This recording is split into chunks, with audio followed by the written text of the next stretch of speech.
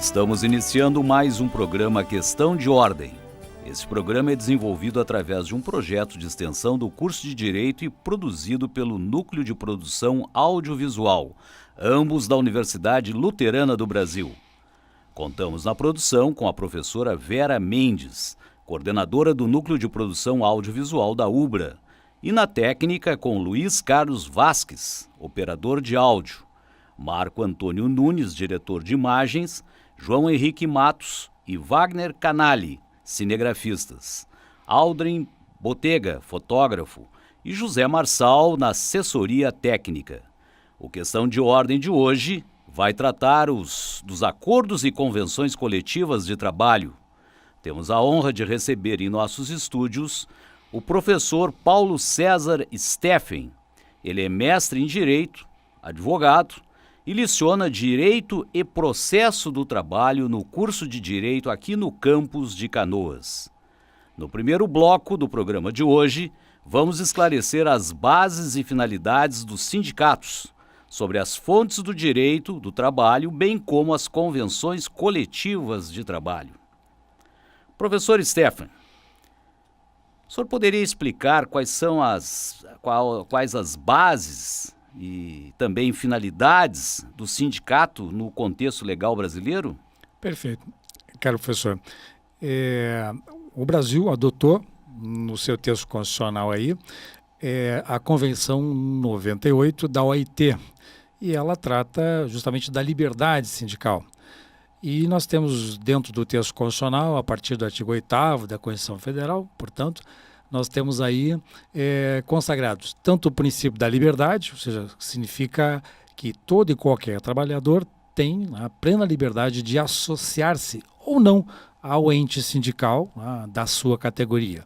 Bem, também uma outra característica importante que também se estabelece como princípio é o da unicidade sindical, ou seja, a organização sindical se dá através, num primeiro grau, de sindicatos, no segundo grau de federações e num terceiro grau as confederações.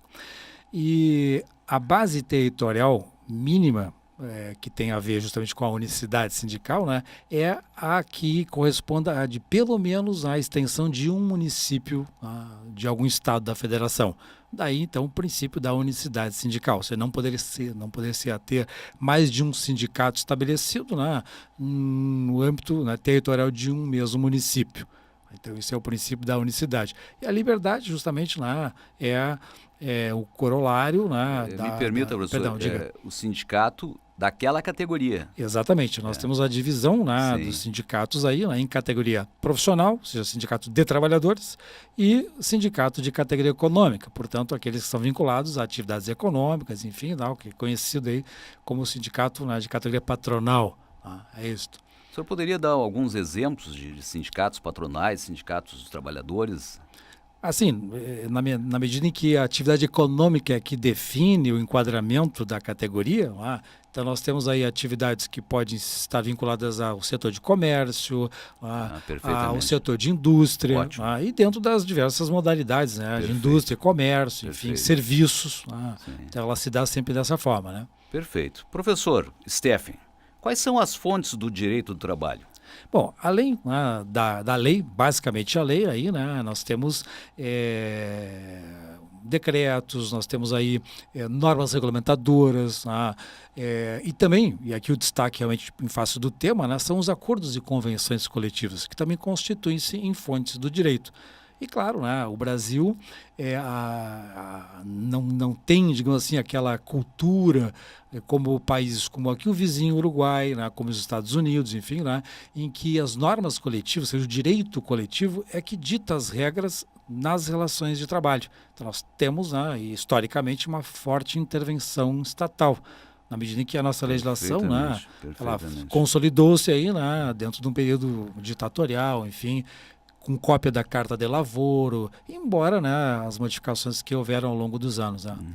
Professor Steffen, e o que são convenções coletivas de trabalho? Bem, As convenções coletivas do trabalho têm dois sujeitos. De um lado, o sindicato que representa a categoria de trabalhadores, o sindicato profissional, e de outro lado, o sindicato de categoria econômica, o sindicato patronal.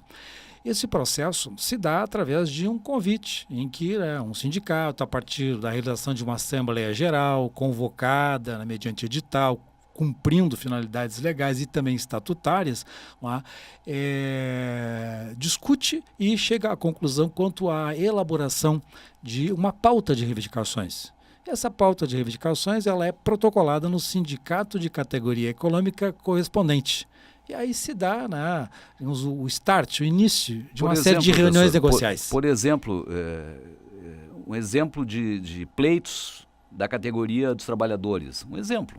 Bom, normalmente os pleitos de natureza econômica, como fixação de pisos salariais, reajustes de pisos, definições de piso por atividade dentro da carreira profissional, enfim, há outras cláusulas que são conquistas sociais, como, por exemplo, algum auxílio educação, ou algum auxílio funeral, enfim, algum auxílio do tipo vale transporte diferenciado do previsto em lei.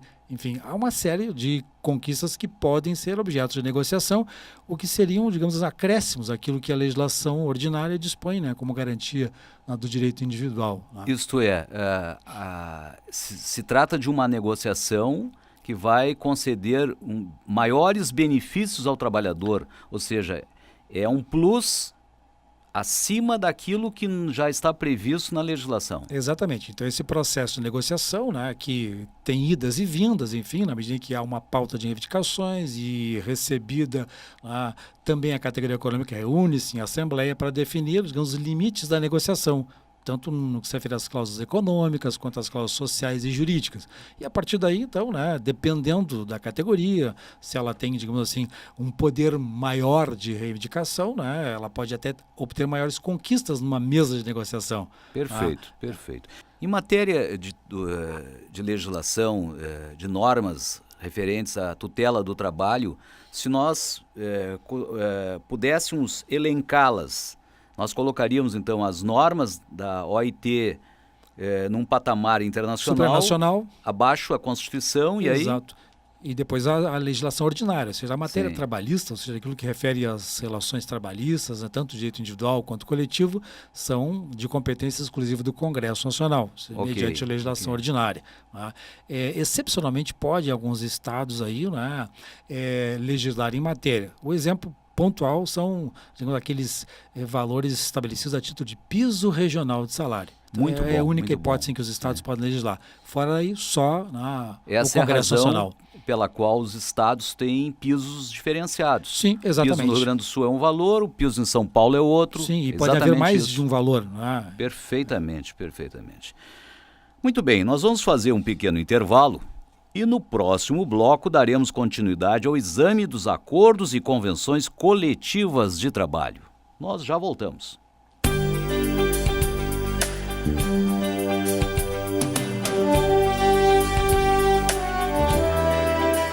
Estamos de volta com o programa Questão de Ordem.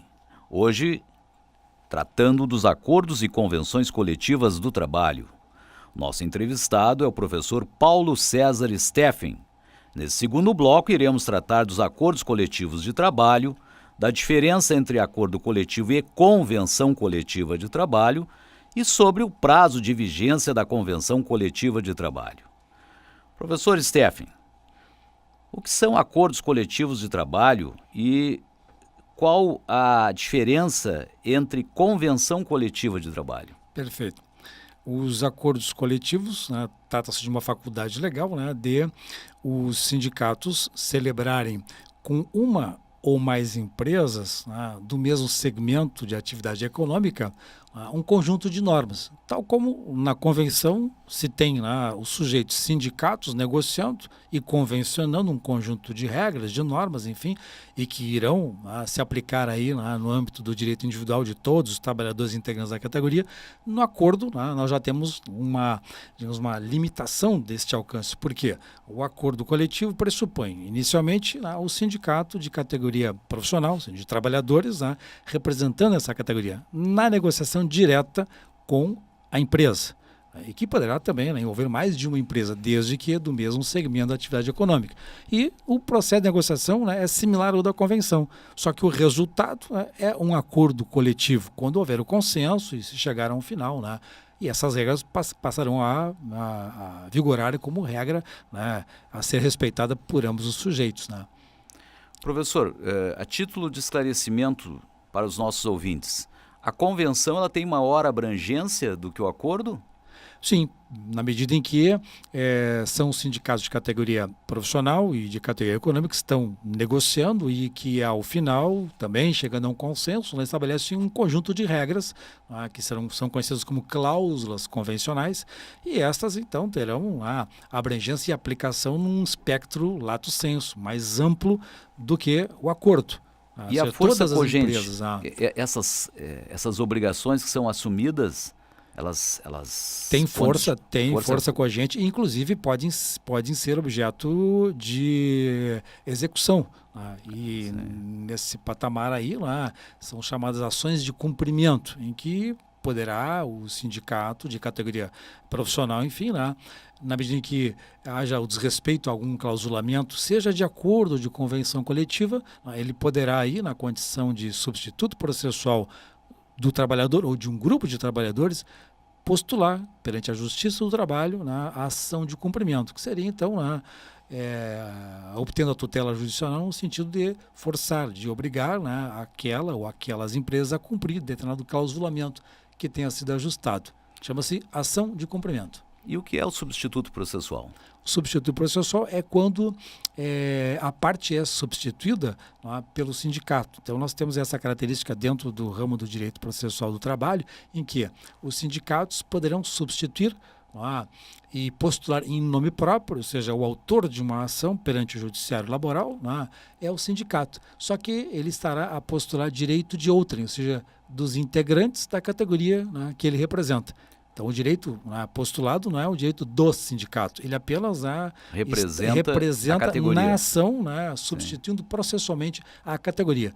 Isso se dá até para que haja a preservação do sigilo, do interesse de trabalhadores, pois que se porventura o titular da ação fosse o trabalhador João, Mário, José, enfim, eles estariam identificados e poderiam sofrer algum tipo de perseguição por parte da empresa. Então, o sindicato postula, e aqueles que são chamados de substituídos, eles permanecem no anonimato, ou seja, não estarão expostos na hipótese de uma ação no judiciário. E, claro, ao final dessa, em sendo procedentes, serão beneficiados pela decisão judicial. E aqueles empregados que não são sindicalizados, eles aproveitam, sempre isso beneficia a todos, independentemente de estar ou não associado ao sindicato? A sua pergunta é interessante. Na medida que nós temos o princípio da liberdade de associação, os trabalhadores não estão obrigados a associar-se à categoria. Ou seja, muito embora não associados, o próprio texto constitucional, enfim, refere que aos sindicatos cabe a defesa dos interesses individuais e coletivos de todos os integrantes da categoria. Então, sendo associados ou não, eventual negociação, eventual resultado nesse processo, ou de acordo, ou de convenção, todos os trabalhadores que pertencem àquela categoria serão favorecidos. Ou seja, resumindo, mesmo que um determinado trabalhador não seja associado, o acordo vai lhe beneficiar. Perfeito. Ele aproveita... Perfeitamente, tanto do acordo quanto da convenção coletiva. Ok, muito bom, muito esclarecedor, professor. E para nós encerrarmos esse segundo bloco, nós gostaríamos de lhe perguntar qual é o prazo máximo de vigência da convenção coletiva de trabalho. O legislador estabeleceu um prazo máximo de 2 anos de vigência. Ao cabo deste, terá que se ter um novo processo negocial para a renovação do clausulamento que já tenha sido feito anteriormente, ou até, quem sabe, de alterações de alguns tópicos, algumas cláusulas que poderão suscitar modificações em face de questões externas, como aspectos econômicos, sociais, enfim, que se modifiquem. Professor Stephen, e não havendo se dá por aditamento? Como é que ocorre isso? Se não houver uma nova convenção, o que ela pode ser aditivada? Não, na verdade, ela tem um período de vigência e que estará, inclusive, clausulado, ou seja, certo. Início e termo. Termo final. Ok.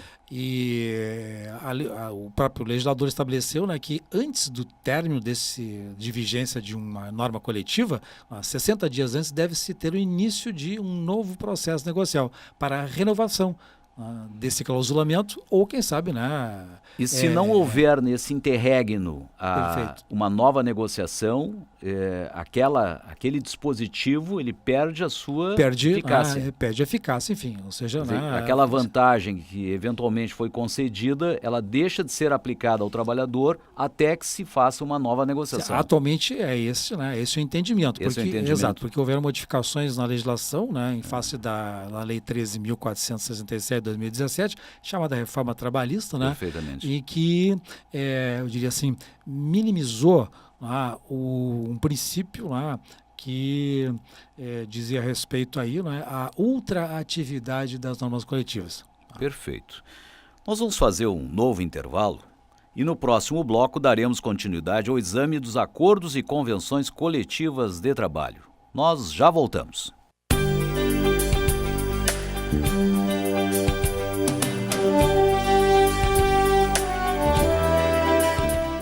Estamos de volta para o último bloco do programa Questão de Ordem de hoje.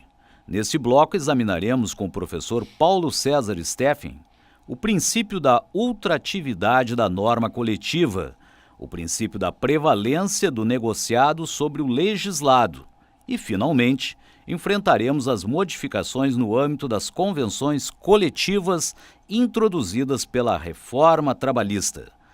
Professor Stephen, o que é o princípio da ultratividade da norma coletiva? Esse nome bonito, né? É um nome assim, bastante pomposo, enfim, mas tem um significado importante. Os acordos e convenções coletivas, eles, todos os ajustes do seu clausulamento passam a integrar os contratos individuais de trabalho. Portanto, passam a constituir-se direitos dos trabalhadores integrantes da categoria. Mesmo que, após a vigência, ou seja, nós temos aí os 2 anos de vigência da norma coletiva, a partir desse momento, pelo princípio, enquanto não houver a celebração de um novo acordo, de uma nova convenção coletiva de trabalho, justamente por integrarem ao patrimônio jurídico do trabalhador, esse clausulamento permanecerá eficaz, ou seja, surtindo efeitos até que nova norma coletiva venha a substituir. Só que, pela reforma trabalhista, nós tivemos aí a vedação da ultratividade das normas coletivas a partir da vigência da nova lei, ou seja, da 13.467 de 2017. O que tem gerado discussões e é bem provável que ainda vamos ter alguns relatos a respeito desse tema, porque essa matéria, inclusive, era sumulada pelo Tribunal Superior do Trabalho. Nós temos a súmula 277, que fala justamente do princípio da ultratividade das normas coletivas, estabelecendo que a extensão da vigência e da eficácia das normas coletivas somente poderia, digamos, sair do patrimônio do trabalhador mediante uma nova negociação coletiva. Professor, vamos repetir o número da súmula? 277, do Tribunal Superior do Trabalho. Perfeitamente. Professor Stephen, vamos lhe pedir a delicadeza de discorrer sobre o princípio da prevalência do negociado sobre o legislado. É um tema bastante polêmico e que ainda vai render boas discussões, Foi justamente um dos aspectos que tão logo publicizada a reforma trabalhista, enfim, gerou polêmica na medida em que o processo de negociação, enfim, ele obviamente permite digamos, uma ampliação dos direitos. Só que nós temos, né, dentro das fontes do direito do trabalho, enfim, a norma constitucional, a lei ordinária, que é a própria CLT, enfim. Ora, na medida em que o legislador da reforma estabeleceu a prevalência das normas coletivas sobre o que está legislado, isso gerou uma certa discussão na medida em que nós temos algumas garantias constitucionais que são cláusulas pétreas e que são chamados direitos individuais do trabalho, que estão lá, né, dentro do capítulo dos direitos sociais, a partir do artigo 6º e 7º da Constituição. Bem, na medida em que o legislador estabeleceu este princípio, significa que os acordos e convenções coletivas, né, terão prevalência, ou seja, valerão mais do que aquilo que está hoje na legislação consolidada. O que, para alguns doutrinadores e até para juristas, enfim, o próprio judiciário, isso pode gerar um certo contrassenso e, obviamente, só o tempo dirá, nós não tivemos até agora nenhum precedente. Não. Nesse sentido, não. Apenas uma discussão em torno desse tema e que, claro, foram objeto aí de encontros dos magistrados, da ANAMATRA, enfim, e tal, que discutiram, digamos, a aplicabilidade ou não desse dispositivo. Então, é um tema polêmico que ainda vai render alguns fóruns para que se absorva exatamente essa ideia. Ele choca, ou seja, ele vai de encontro ele poderá ir de encontro ao que está legislado, ao que está estabelecido. Em tese, se na literalidade do texto legal poderia chegar a essa conclusão, o que me parece fere o princípio da razoabilidade. Sim. Na medida em que a negociação coletiva, ou seja, a norma coletiva, ela está posta muito mais para se ampliar direitos, levando em consideração características próprias da atividade econômica, aspectos sociais, enfim, e que são o diferencial. Então seria mais um acréscimo daquilo que está legislado. E no seu entendimento, professor, qual é o sentimento como um professor da área especializado, qual é o seu sentimento em relação a esse tema? Olha, nós temos ainda um resgate cultural a ser feito, por quê? Nós temos historicamente aí, a partir do século XIX, século XX, enfim, processos de sindicalização bem diferenciados, ora com plena liberdade, ora com intervenção estatal. Atualmente, nós temos aí, por previsão constitucional, a não intervenção do Estado na organização sindical. Perfeito. Mas, ou seja, a legislação consolidada, ela sofreu ao longo da história, principalmente aí nas décadas de 30, 40, com a consolidação da lei do trabalho em 1943, enfim, sofreu, digamos, diria assim, uma forte intervenção estatal e que limitou o processo de constituição de normas coletivas.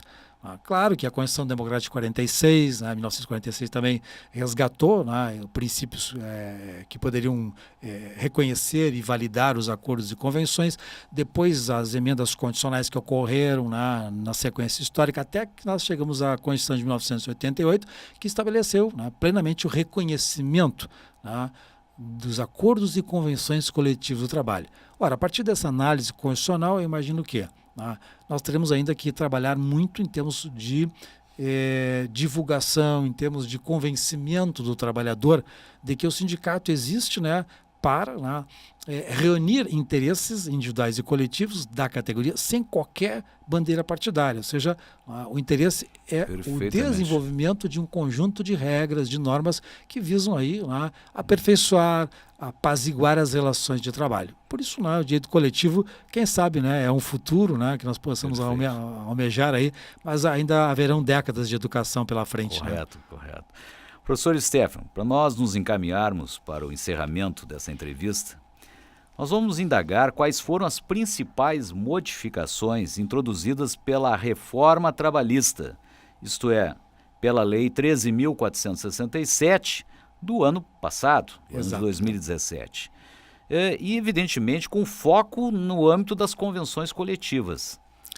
O legislador, ele procurou estabelecer um rol de temas que seriam possíveis de serem negociados e convencionados. Isso está, né, dentro da nova legislação, dentro da consolidação, a partir do artigo 611-A. Até, né, posso fazer uma cola aqui para dar alguns exemplos. Por favor. Um tema que é bastante polêmico é justamente a questão que diz respeito à jornada de trabalho. Então, muito se fala em flexibilização da jornada de trabalho, informação de banco de horas. Ora, me parece, né, que é imprescindível, e aí sim se estabelece que a via da negociação coletiva e da convenção é o melhor caminho para que eventuais jornadas que excedam o limite legal sejam negociadas para que venham compor um banco de horas para uma futura compensação com folgas. Então, o banco de horas é um tema, né, que, pelo legislador, estaria feito a negociação coletiva. Participação de lucros também, né, é um tema bastante importante, né, em que passa necessariamente aí pela negociação coletiva, com a intervenção do sindicato, que tem melhores condições de negociar pelos trabalhadores. Enfim, uma outra questão que hoje é bastante discutida, enfim, que é o teletrabalho, né, o regime de sobreaviso, o trabalho intermitente, são temas novos e que poderão, né, suscitar um conjunto de regras, né, num processo negocial. Mas também o legislador estabeleceu limites, ou seja, alguns temas que dizem respeito a direitos constitucionalmente assegurados, que seriam como se cláusulas pétreas fossem, né, do direito do trabalho. Então, temas aí como reduzir direitos a título de férias, 13º, FGTS, seguro-desemprego, horas extras seriam temas vedados ao processo negocial. Não são objeto de negociação. Seriam inflexíveis, não poderiam compor. Perfeito. Assim como outro tema extremamente importante, que são as questões que envolvem segurança e saúde no trabalho. Muito bom, muito bom, professor. Muito bem, por derradeiro, nós agradecemos a presença do professor Paulo César Steffen no programa Questão de Ordem, o qual elucidou os nossos ouvintes sobre acordos e convenções coletivas de trabalho. O nosso programa fica por aqui. Nós voltaremos na próxima edição para tratarmos de mais um tema jurídico. Até lá! Muito obrigado.